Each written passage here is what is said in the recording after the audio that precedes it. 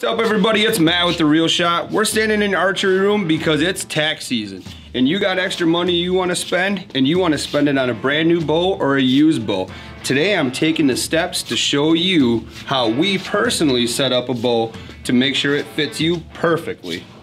Today we're going to be setting up my personal Hoyt Carbon RX3, so let's get to it. Even though this bow is brand new from Hoyt's factory and they do a phenomenal job as well as everybody else does with quality control, I still like to personally check my bow's axle to axle length and brace height to make sure it's within manufacturer spec. All right, everything showed up to be within manufacturer spec. So the other thing I want to do quickly before I get to building this bow is take it over to the weight scale and make sure it's hitting its peak weight.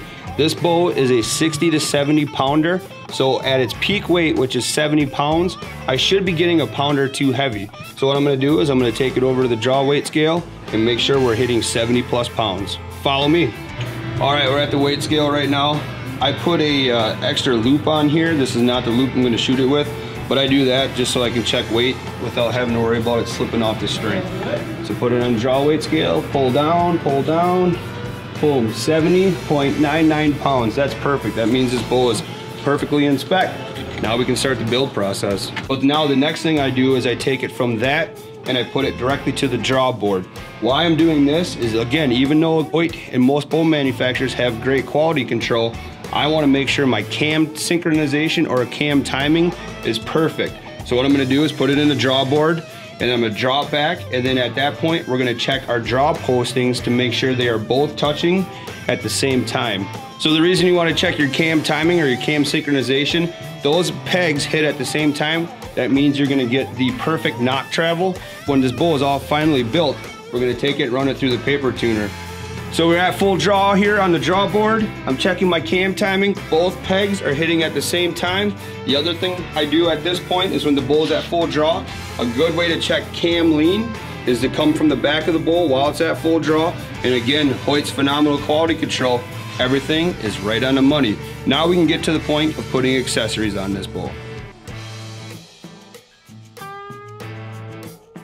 So now I got my bow in the vise. I'm holding my bow up and down, and then what I'm gonna do is I'm gonna square it up vertically. So I put a level on the string, and I try to get the level on the string itself, not any areas that are overserved. So I put it right here, clip it on there. I'm checking the bubble to make sure it's level this way, which is this way. And then the other thing I do then is I take an arrow, I put it on the string now that I know the bow is level, and I'm gonna level up the bubble just to the front portion of the marker here to make sure it's all set up. What I'm doing is I'm setting up the level portion of the arrow to make sure it's leaving the bow straight right off the bat. But what I did over here is I put a center dot in the burger hole or the rest hole where this bolt goes through, just so I can reference that on this side. Hoyt has this really nice molded rubber grip on there, and just so I can reference it, it's really easy. I just take a silver Sharpie, put a little pinhole there where I know the center portion of the bolt hole or the burger button hole is, so I make sure that my arrow is going right through that hole. I'm using a Victory arrow, so I have one right here. Those nocks are a little different than other manufacturers, so I want to also make sure my knock fit on the existing serving is really good. It's not too tight. So you can see here, I've got it set where I need to. The next thing I do is I take a Sharpie, once I set it to where it needs to be, and I mark my string above and below the knock. So if my arrow were to move in the process, when I set my knock ties, I know right where to reference every single time. So we have our reference points with the silver Sharpie. I already have one knock set tied to the bottom. I'm just about to tie the second one. Reason I do the knock sets, or we at The Real Shot like to do the knock sets, is because sometimes with some of these shorter axle bows, you can get what they call a knock pinch. So by putting these knock sets above and below, or some guys like to do one below, it helps eliminate that knock pinch. What knock pinch is it runs the risk of your arrow lifting off the rest or causing inaccuracies, you know, through paper tuning and all that kind of stuff. So installing these knock sets is going to help eliminate any kind of knock pinch. So we got the knock sets all tied in. I moved the bow over to the press. I have it pressed so my string is relaxed. I'm gonna go ahead and before I install the D-loop, I'm gonna put my Peep Sight in. Now, for a lot of people that come in, we will set the peeps for you, but a good tip to remember is, for me, I like my peep height right around that 6-inch mark, and I can kind of fine tune it before I tie it in for there. So what I did is most of the manufacturer string come with a separator in there that separates the even points of the strands. So I moved this to right around the 6-inch mark. Like I said, I have my strings separated. So now all I have to do is separate the strings, install my peep right around that 6-inch mark. Why I do this ahead of time is it helps me get the peep in there, and it should stay straight with a lot less work. Now all I have to do is just relax the string, relax the limbs, wait till it's tight. Now I'm gonna install the D-loop. Next step is putting the loop install on. I'm gonna come above my knock sets. So what I do is I run my burnt end looking at the wall on the top side, run the loop through the same way. Just gonna go ahead and pull it tight. Basically just creating a half hitch. So if you get in there on there, that's the way that looks. I just want to snug that up, making sure my peep stays straight. Tighten that up, and then I'll take my lighter and I'll burn this end.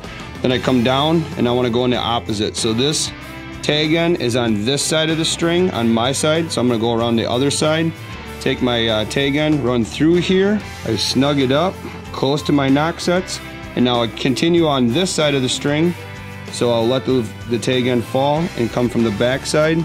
So the burnt end is going to be looking at me. So on the top side it looks away on a right-handed bow, and on the bottom side it looks at you. Okay, now it's set kind of loose right now, because if I like to do that, so if there's any peep adjustment I need to make, what I'm going to do is I'm going to grab both the tag ends and tighten them up. Grab it with the pliers, just going to snug the top side up. Now I'm going to orientate this so it's in line with my Peep Sight, and I'm just going to tighten up the bottom portion. Come across here to the top side, again working with the flame pointing up. Just going to let that melt.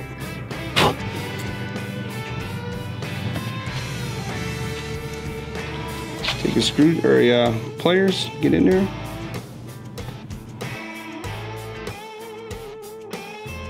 Now I'm going to put the bow on the weight scale just to make sure I can max it out. That my loop's going to hold. Boom. Over 100 pounds of pressure. Onto the accessories.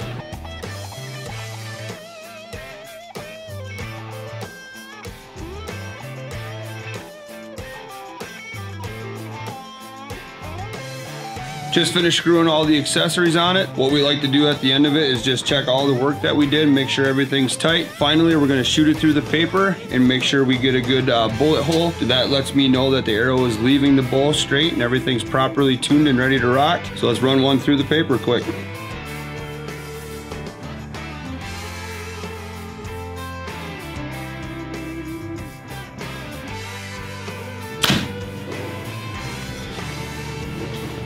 All right, so we got two examples here. That second one there is virtually perfect. The first one was a little off, but that could be just getting used to the grip and everything like that. I'm gonna say this bow is perfectly tuned and ready to go. Can't wait to get it in the woods.